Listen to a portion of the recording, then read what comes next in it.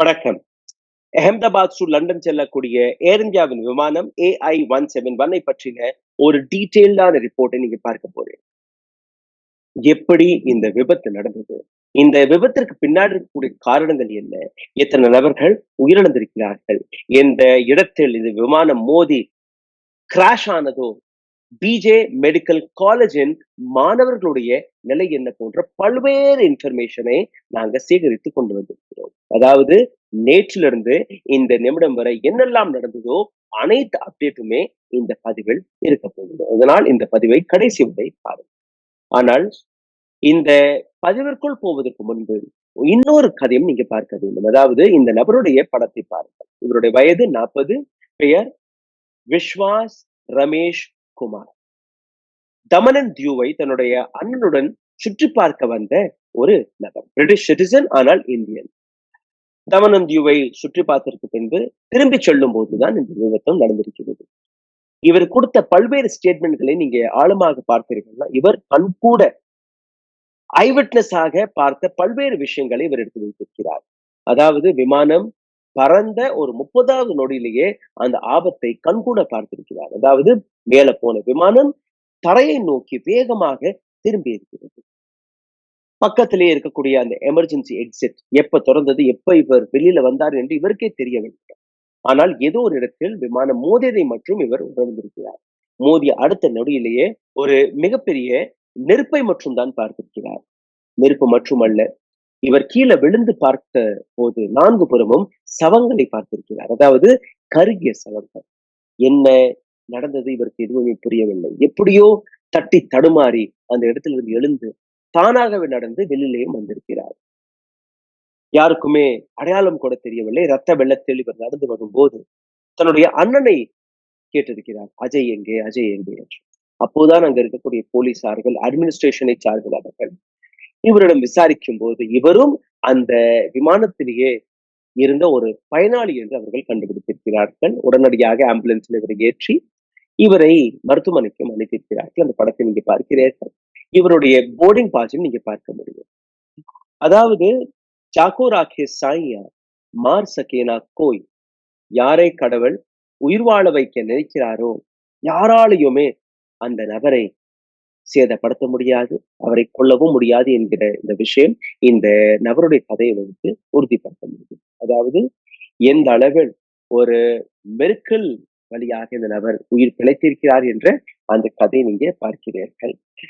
11A என்கிற seat, அதாவது emergency எக்ஸிட்டை நீங்க பார்த்தீர்கள். அனைத்து விமானங்களிலும் அது இருக்கும். அது எமர்ஜென்சி எக்ஸிட். ஆனால் சாதாரணமாக அது உங்களால் திறக்க முடியாது. அதற்கான லெவர் எல்லாம் இருக்கும். ஆனால் எப்படி இந்த டோர் ஓபன் ஆனது, எப்படி இந்த நபர் வெளியில வந்தார் என்கிற அந்த விஷயம் இன்னைக்கு கூட இந்த நிமிடம் வரை ஒரு மிகப்பெரிய கேள்வியாக தான் இருக்கிறது. இதற்கான விடயம் இவராலே கூட கொடுக்க முடியவில்லை.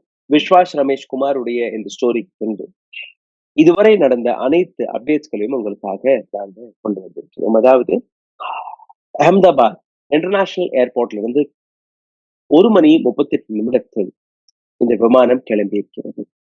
கரெக்டா 1 மணி 39 நிமிடத்தில் பிஜே மெடிக்கல் காலேஜ் மீது இந்த விமானம் கிராஷ். இந்த விமானத்தில் இருந்த 242 பயணிகள், அதில் 230 பேசஞ்சர்ஸ் மற்றும் 12 க்ரூ மெம்பர்ஸ்கள்.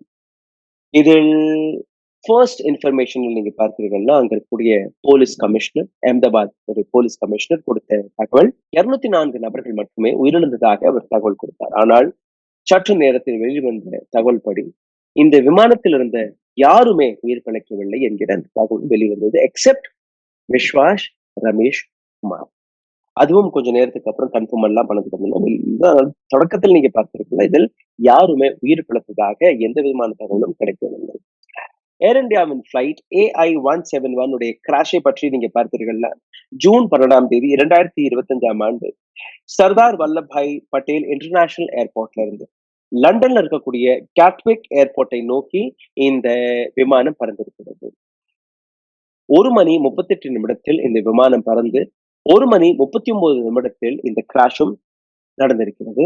போயிங் 787-8 ட்ரீம் லைனர் ரகத்தை சார்ந்த இந்த விமானம், இதோட ஹிஸ்டரி நீங்க பார்த்தீங்கன்னா, ஒரு முறை கூட எந்த விதமான விபத்தையும் சந்திக்காத ஒரு ஸ்ட்ராங்கான பேக்ரவுண்ட் ஹிஸ்டரியை இந்த விமானம் வைத்திருக்கிறது. அதாவது எப்பவுமே இந்த விமானத்தில் கோளாறு ஏற்பட்டதே இல்லை. 2009ஆம் ஆண்டு லான்ச் செய்யப்பட்ட இந்த விமானம் 2014ஆம் ஆண்டிலிருந்து ஏர் இந்தியாவில் ஒரு மிக முக்கியமான ஸ்தானத்தை பெற்றுள்ளது. 11 ஆண்டுகளாக இந்திய பயணிகளை மட்டுமல்ல, உலகத்தில் இருக்கக்கூடிய 1 பில்லியன் பயணிகளை ஒரு இடத்திலிருந்து இன்னொரு இடத்திற்கு கூட்டிச் சென்றிருக்கிறது மிகவும் சேஃபாக.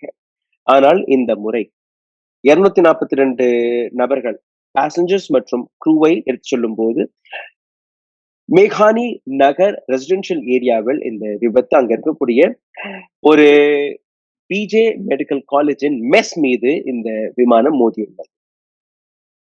Take off timing 1 hour and 38 minutes PM.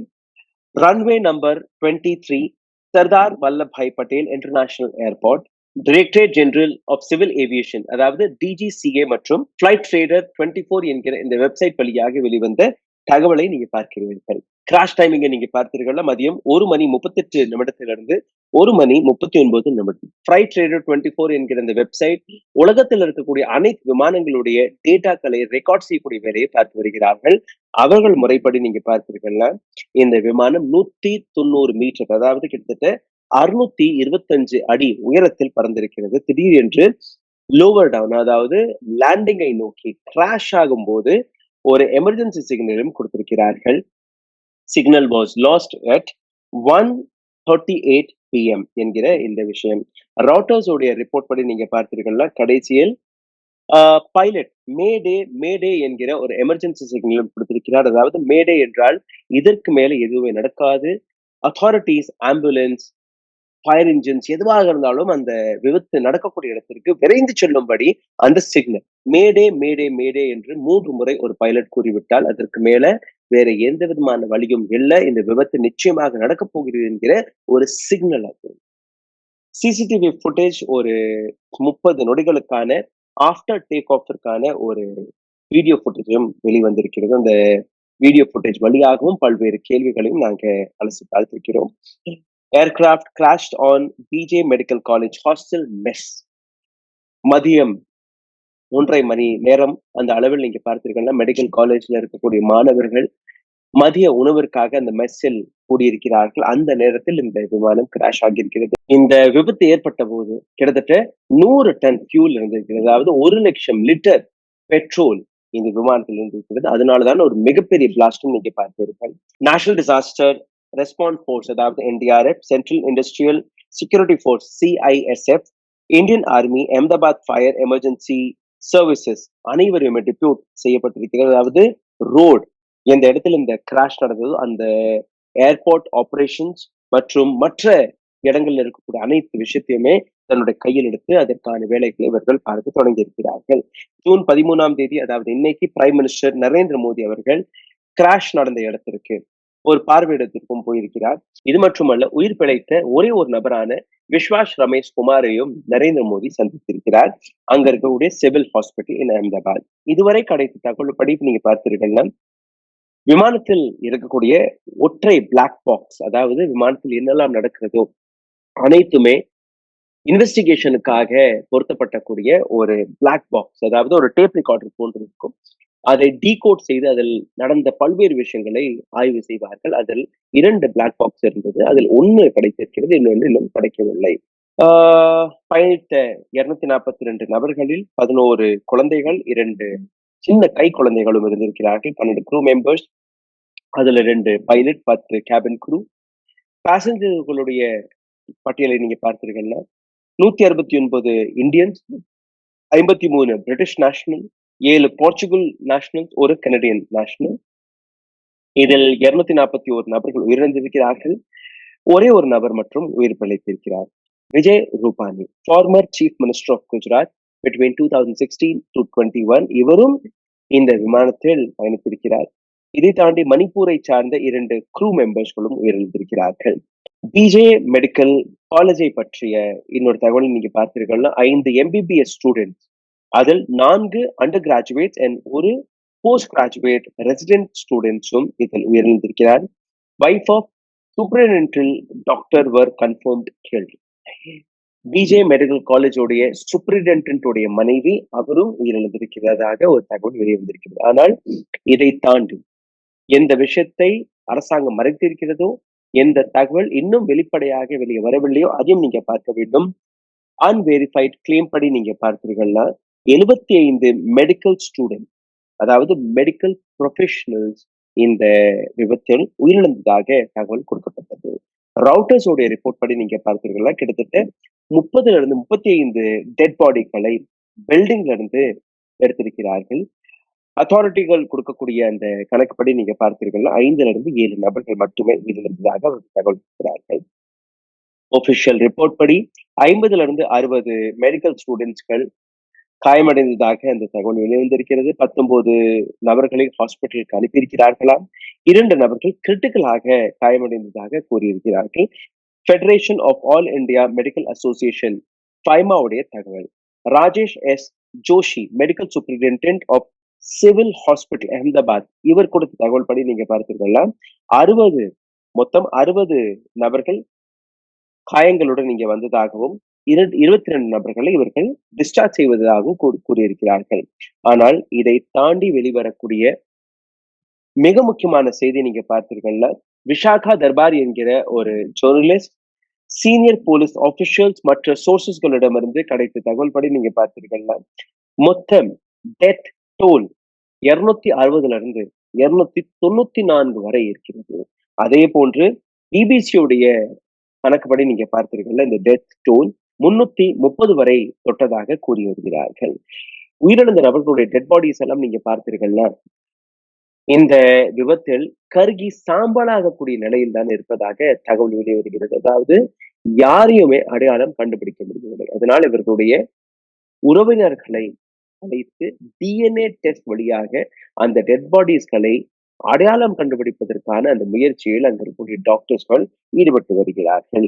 Aircraft டீடைல்ஸை பார்த்தீர்கள்னா model being 7878 Dreamliner விடி ஏஎன்பி சீரீஸ் 36279 11 ஆண்டுகளாக ஏர் இந்தியாவில் ஜனவரி 2014ஆம் ஆண்டில் சேர்க்கப்பட்டது. 2 இன்ஜின் கொண்ட இந்த விமானம் ஜெனரல் எலக்ட்ரிக்கல் GEnx 1B67 ரகத்தை சார்ந்த ஒரு ரிலையபிளான இன்ஜின்ஸ்.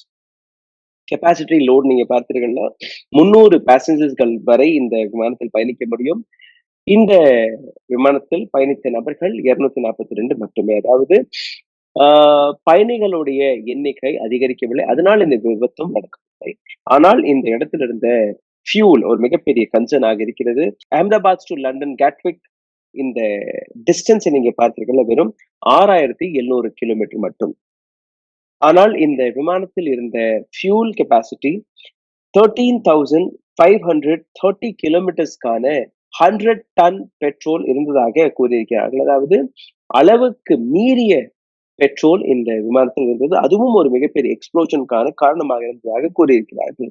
சேஃப்டி ரெக்கார்ட் படி நீங்க பார்த்தீர்கள்னா முதல் கிராஷ் போயிங் 878 ட்ரீம்லைனருக்கு நடந்திருக்கிறது. 2011ஆம் ஆண்டுல இருந்து இதுவரை 1 பில்லியன் பேசஞ்சர்ஸ்களை சேஃபாக இந்த விமானம் கூட்டிச் சென்றிருக்கிறது. பிளாக் பாக்ஸை பொறுத்தவரையில் ஒரு பிளாக் பாக்ஸ் கிடைத்திருக்கிறது. இன்னொரு பிளாக் பாக்ஸை இன்னும் தேடி வருகிறார்கள். ஜூன் 13ஆம் தேதி தான் இந்த பிளாக் பாக்ஸ் கிடைத்ததாக இருக்கிறது.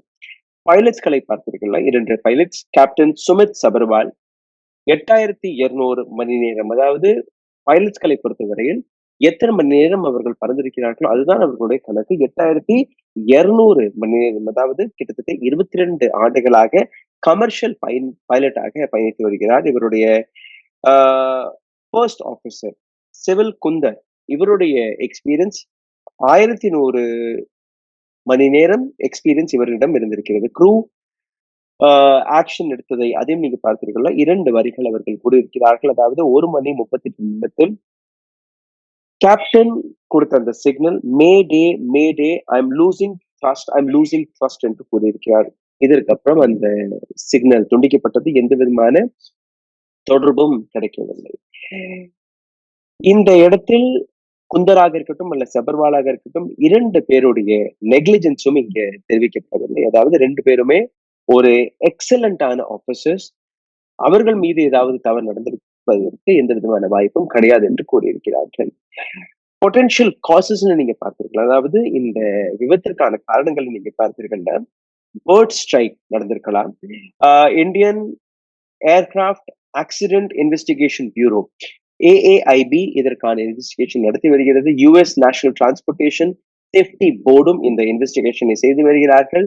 யுஎஸ்ஐ சார்ந்த நபர்கள் இந்த விமானத்தில் பயணித்த காரணத்தால் யூகேவுடைய ஒரு ஏஜென்சியும் இதற்கான இன்வெஸ்டிகேஷன் இறங்கியிருக்கிறது. யூகே ஏர் ஆக்சிடென்டல் இன்வெஸ்டிகேஷன் பிரான்ச் மற்றும் போயிங் அண்ட் ஜிஇ ஏரோஸ்பேஸ் அனைத்து ஏஜென்சிகளுமே இந்த இன்வெஸ்டிகேஷனை செய்து வருகிறார்கள்.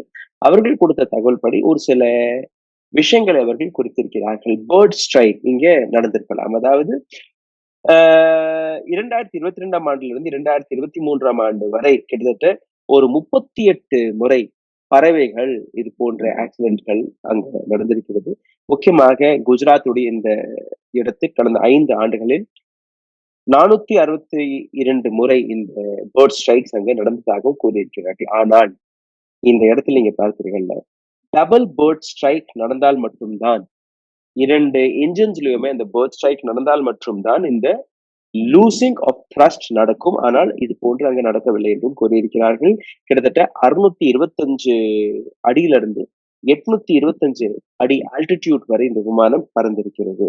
இன்னொரு பக்கம் பார்த்தீர்கள்ல, கான்டெக்ஸ்ட் எதை அவர்கள் குறிக்கிறார்கள் என்றால், the rapid distance aligned with a sudden loss of thrust. Bird strike are rarely contributed unless both engines were affected. ஏற்கனவே கூறியபடி 2 என்ஜின்ஸுமே எஃபெக்ட் ஆகாத வரை இது போன்ற கிராஷ் நடக்க வாய்ப்பு கிடையாது.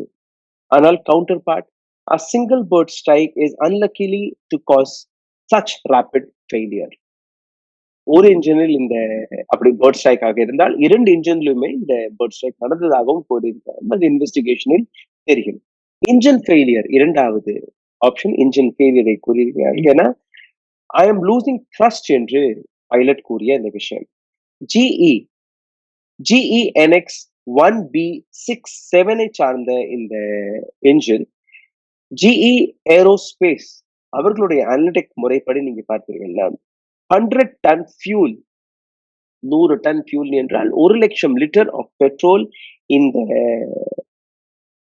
விமானத்தில் இருந்ததாக, இது ஒரு மிகப்பெரிய இன்ஜின் ஃபெயிலியருக்கான காரணமாக இருக்கலாம் என்றும் கூறியிருக்கிறார்கள். அதாவது எக்ஸ்டர்னல் வழியாக நடந்த ஒரு விபத்தாக அவர் கூறியிருக்கிறார்கள். Double engine failure is rare. Engine failure இதற்கான காரணம் இருக்காது. ஆனால் வெப்பம், அதாவது temperature, climatic temperature 40 degree Celsius. அதே நேரத்தில் சஞ்சய் லேசர் இதில் நோட் செய்த விஷயம், இவ்வளோ அதிகமான ஃபியூல் எடுத்து சொல்லும் போது அந்த த்ரஸ்ட் கிடைப்பதில் கொஞ்சம் கடினமாகும். அதையும் தாண்டி நீங்க பார்த்தீங்கன்னா வெப்பம் அங்க 40 டிகிரி செல்சியஸ் ஆக இருந்த காரணத்தால் இந்த விபத்து ஏற்பட்டிருக்கலாம் என்றும் கூறியிருக்கிறார்கள். ஆனால் Boeing total engine failure is unlucky என்று கூறியிருக்கிறது. அதாவது கம்ப்ளீட்டா என்ஜின் ஃபெயிலியர் ஆவது மிகவும் கடுமையான விஷயம். இது நடக்க வாய்ப்பே கிடையாது. மூன்றாவது விஷயம் ஃபிளாப் கான்ஃபிகரேஷன் எரர். அதாவது நீங்க பறக்கும்போது நீங்க பார்த்தீங்கன்னா அந்த இறக்கைகளில் ஒரு சின்ன சின்ன ஃபிளாஷ் எல்லாம் இருக்கும். அந்த ஃபிளாப்ஸ் தான் விமானம் பறப்பதற்கும் கீழே தலையிறங்குவதற்கும் ஒரு மிக முக்கியமான டூலாக பயன்படும். பிபிசியுடைய ரிப்போர்ட் படி நீங்க பார்த்தீங்கன்னா ஜியோஃபரி தாமஸ் இந்த விஷயத்தை மிகவும் கூர்மையாக கவனித்து எடுத்துக்காட்டியிருக்கிறது. அதாவது Anthony Brickhouse observe landing gear was open unusual for climbing base.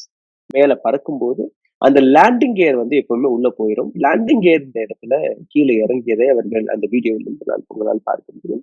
இது ஒரு மிகப்பெரிய விஷயம். ரெண்டாவது, அந்த ஹையர் ஃபிளாப் செட்டிங், அதுல டெம்பரேச்சர், ஹை டெம்பரேச்சர் காரணமாக அந்த ஃபிளாப் செட்டிங் எரராக போயிருக்கலாம் என்கிற அந்த விஷயத்தை இவர்கள் எடுத்து காட்டுகிறார்கள். Counterpart, pilot like Mister Chen அவர் கொடுத்த பதில் படி நீங்க பார்த்தீங்கன்னா வீடியோ ரெசல்யூஷன் ரொம்பவே கம்மியாக இருக்கு. போயிங் 878 பொறுத்தவரையில் take off configuration warning system should alert the crew to error. அப்படி அது நடந்திருந்தால் அங்க இருக்கக்கூடிய சைரன்ஸ், அலார்ம்ஸ் இதெல்லாம் அடித்திருக்கிறோம். உடனடியாக அந்த விமானம் பறப்பதற்கு முன்பே செக் செய்யும் போது இந்த விஷயங்கள்லாம் அவர்களுக்கு தெரிந்திருக்கும். அதாவது விமானம் பறக்கும் போது இந்த விமானத்தில் எந்த விதமான கோளாறும் கிடையாது என்பதை அவர் குறிப்பிட்டிருக்கிறார். மற்ற ஃபேக்டர்ஸ் பார்த்தீர்கள்னா, மெக்கானிக்கல் இஷ்யூ நடந்திருக்கலாம். 2024ஆம் ஆண்டு ஒரு விசில் ப்ளோவர் வழியாக போயிங் 878இல் ஃபியூஸ்லாஜ் அசெம்பிளியில் பிரச்சனை இருப்பதாக கூறியிருக்கிறார்கள். ஆனால் போயிங் கொடுத்த பதில்படி அது இந்த விபத்திற்கான காரணமாக இருக்க முடியாது என்றும் கூறியிருக்கிறார்கள். Weather high temperature reduce the lift, அந்த வெப்பநிலை த்ரஸ்டை குறைப்பதாகவும் கூறியிருக்கிறார்கள். ஹியூமன் எரர் நடந்திருக்கலாம். ராபிட் சீக்வென்ஸ் 30ல இருந்து 59 நொடிகள் வரை அந்த லிஃப்ட் மேல போய் கீழே எப்படி வந்தது, அதற்கான பிளிப் எரர், அதாவது பிளாப் எரரும் நடந்திருக்கலாம். இதை இவர்கள் கவனிக்காமல் விட்டிருப்பார்கள் என்று கூறியிருக்கிறார்கள். இதை தாண்டி நீங்க பார்த்தீங்கன்னா பிளாக் பாக்ஸ் இன்னைக்கு கிடைத்திருக்கிறது. பிளாக் பாக்ஸ் வழியாக பல்வேறு விஷயங்கள் இன்னைக்கு மக்களுக்கு முன்பு வர வாய்ப்புகள் இருக்கிறது. இதற்கான இன்வெஸ்டிகேட்டிவ் ஏஜென்சிகள் ஏஏஐபி, என்டிஎஸ்பி, யுகேஏஐபி, போயிங் மற்றும் ஜேஇ உடைய ஏரோஸ்பேஸ்ல இருந்து வரக்கூடிய பல்வேறு இன்ஃபர்மேஷனை நீங்க பார்க்க போறீர்கள்.